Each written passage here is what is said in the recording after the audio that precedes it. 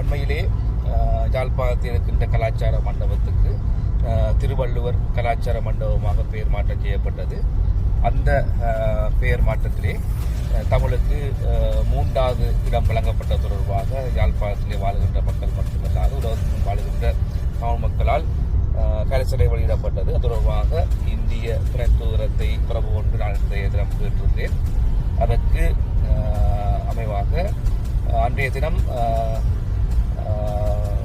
பெயர் திறப்பு விழாவிலே டிஜிட்டல் திரை ஊடாக மட்டுமே அந்த பெயர் திறக்கப்பட்டதும் அதிலே தவறு நிகழ்ந்திருப்பதாகவும் ஏற்றுக்கொண்டார்கள். ஆனால் இன்னும் பிசிக்கலாக போட்டோ அல்லது பெயர் பிழையை வைக்கவில்லை.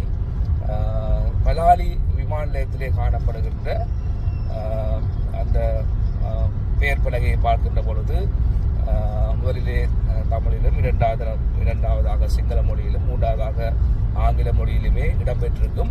அதே போன்றுதான் இங்கும் வைக்கப்பட இருக்கின்றது என்பதை உறுதியாக தெரிவித்துள்ளார்கள். எனவே எதிர்காலத்திலே அந்த பெயரை நிரந்தரமாக பெயர் பலகை இருக்கின்ற பொழுது முதலில் தமிழ் மொழிக்கும், அடுத்ததாக சிங்கள மொழிக்கும், அடுத்ததாக ஆங்கில மொழிக்கும் முன்னுரிமை வழங்கப்படும் என உறுதிப்படுத்தப்பட்டது. நன்றி.